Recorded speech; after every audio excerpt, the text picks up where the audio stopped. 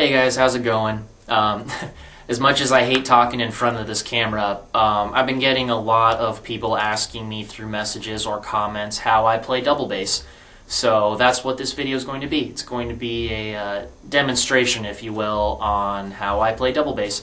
I'll go over my equipment a little bit, spring settings, beater distance, distance to the pedal from where I sit, random things like that, and then I'll go into the technique itself. Nothing special, nothing revolutionary, but it is what works for me, and it's what enables me to do what I'm able to do at the moment. So for those of you that are asking, and anyone else that's interested, we'll go ahead and get into this. Okay, so these are my pedals. A couple of you have noticed I did get Tama Speed Cobras not too long ago. I must say I love these pedals so much. The main thing is the fact that they're these longboard pedals, but they're still chain drive. I know the Demon Drives just came out in chain, but I really, it's too late, really. I love these pedals. These pedals are awesome. That's always been a big complaint of mine with pedals that I've used in the past, is that my feet move around a lot when I'm playing double bass. Not too sure why. It just, different parts require different parts of the pedal, I guess.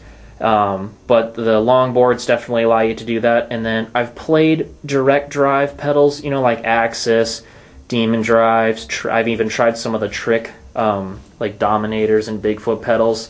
I can't control them. They're just a little too free for me. I like a little bit of resistance. I'll get into that a little bit here, but I do use those. I still use the original Pearl, the two-sided beaters. Not the quads. The quads are a little heavy for me, but the felt ones that come with the Speed Cobras, I don't know. I mean, honestly, if you play metal, I don't know why you would use felt beaters. But, I mean, to each his own. Oh yeah, like spring tension, I have them all the way cranked. Both of them all the way cranked. And then as far as distance, that kind of gives you... Okay guys, so I do apologize. I know this isn't the best angle, but unfortunately my camera zoom is ridiculously long and my tripod's a little messed up. So this is the best angle I was able to get. When I'm demonstrating right foot stuff, I'll move my left leg out of the way. But we'll go ahead and get started here. As far as where I sit in conjunction to the pedals, this is pretty much it. I've been told I have some drummer friends that have sat behind my kit and they tell me that I sit really, really close to my pedals. I'll go into that as well as to why it ends up working for me. I know a lot of drummers, because like my feet have a bit of an acute angle between like the foot and the shin, and I know a lot of drummers have to have more of a right to obtuse angle with their pedals. But it's always what works for you. This is what works for me, so I'll go ahead and get into the technique here. There's a great analogy that I heard from a drummer. I'm trying to remember who said it in an interview with this foot technique that I picked up. It's similar to the swivel. It isn't really swivel because my feet aren't doing this the whole time. My right foot it'll kind of go side to side. I think it's more of a balance thing. It kind of comes out naturally. I don't focus on my right foot and make sure that it does that. It just does that on its own, and you'll notice my left foot does it hardly at all.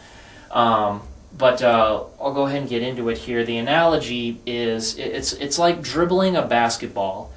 It's all about, because what happens when you play at these really high speeds, you turn, instead of using like your whole leg, it becomes more of an ankle motion, similar to this. This is pretty exaggerated, but it's a lot like that. Because, you're starting out slow, and then as you're going faster and faster, instead of using your whole leg, the power transfers more into your ankle, and they start to do this, in a sense. But what I'll do here real quick is I'll do like I'll start slow and speed up kind of thing, just so you can see. What I want you to watch mostly is like my knee to my thigh, and how I'll be using a lot of my whole leg, and then as I get faster, my knee and my thigh, they won't be completely still, obviously, but you'll notice the center of power shifts more to my ankle motion. But here, I'll go ahead and do that right now.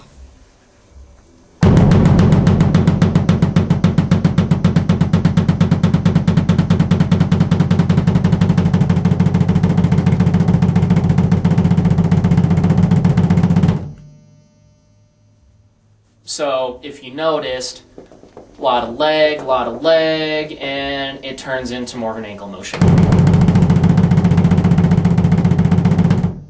Because the main thing that you focus on, like dribbling the basketball, it's all about how I ended up describing it is it's a lot like your foot and your pedal are getting into more of like a shoving match, but you're kind of relying on it because very exaggerated. It's all about pushing down and then instinctively letting your foot go, like releasing it to come back. Your pedal will naturally push your foot back until it can't go any farther, which will cause your foot to lunge back forward. So it's all about relying on your pedal to push back hard as it can so that your foot can push back. It's like that. So like foot by foot, you'll notice it.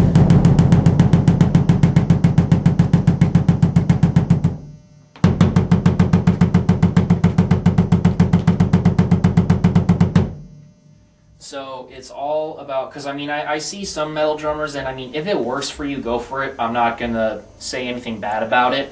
But a lot of guys are like using their whole leg, and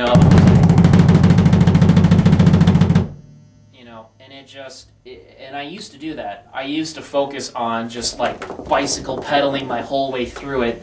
And honestly, I get too tired way too quickly.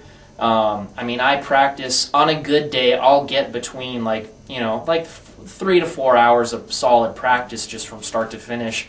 I guarantee you, I personally could not do that if I was focusing on just hammering through the whole thing.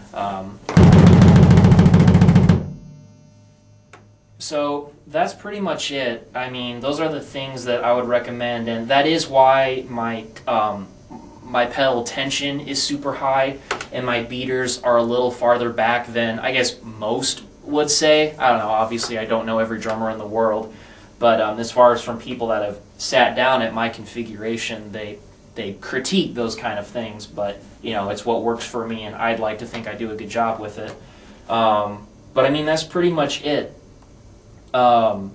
It's all about making that transfer from using your whole leg to your ankle, focusing on that. And honestly, that's what I did at the beginning was, like, whenever I wasn't at my drum set, I would just lift my legs up from wherever I was sitting, and I would just do this. You gotta get this down. I know anyone can just sit here and wiggle their ankles like this, but you'll begin to realize that that's the key motion. You're not using your whole leg to hammer down.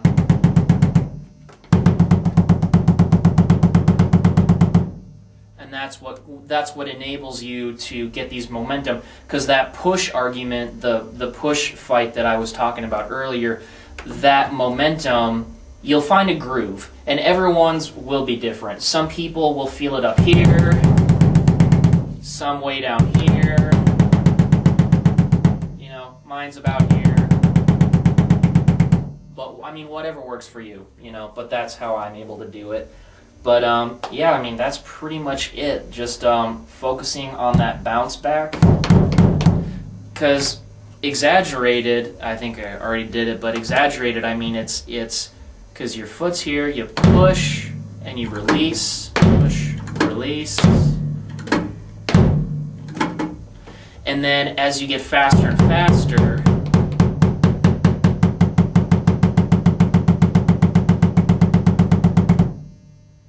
you'll see that your motion will become a little shorter. Your strokes will be shorter, but you'll be able to play super fast. Just like that. And there's no like struggle at the beginning. It's just, there's no, stutter at the beginning. It's just,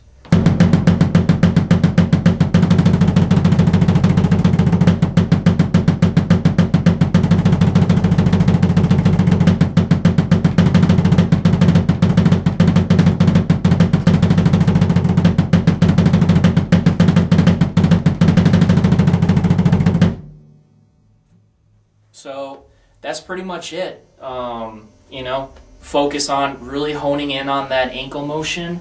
And then if you don't already do it, I would recommend at least trying the settings. You know, tighten your springs a little higher. You know, put your beaters back just a little bit farther if you don't already do that. Give it a try if you haven't already. But like I said earlier, you're going to do what's most comfortable for you. But I hope that gives you guys a little bit of insight as to how I play double bass. That's pretty much it. Find a technique that works for you, and like you guys that have been watching me for years now, I was not able to do this, you know, 3 or 4 years ago. It took me 3 or 4 years to get to this level, so don't expect it to come overnight. I do promise that hard work and practicing a good technique is what it is. You know, find something that works for you and then just focus on it. You know, don't get caught up in all the hype of like, oh, but he does it this way, so I got to make sure I do it that way. There's a million different ways to play double bass. You know, this is what works for me. Maybe it'll help you in your quest for becoming a speed demon. I'm certainly not done. I hope to get faster eventually, but it is something that you have to work at. So thanks for watching, guys. If you have any other questions, definitely post those comments on this video. I will answer them as quickly as I can. I've been a little busy right now with the actual band stuff. But yeah, thanks for watching, and keep on keeping on. Also, guys, I forgot to mention this. Thanks a lot for checking out my band, Immorales. If you haven't already, if you could just check us out on Facebook. We've got 4 songs up that you can listen to. We do have a full-length 10 songs with an intro album. It's 53 minutes in total. Full-length album in the works. We're almost done with that. I think we're going to have that out by May. It'll be a free download, so any of you guys anywhere can get that for free. Just check it out. Give us a like on Facebook. Share the page if you really, really like it. But thanks a lot for your support on that already. And I will see you guys next cover.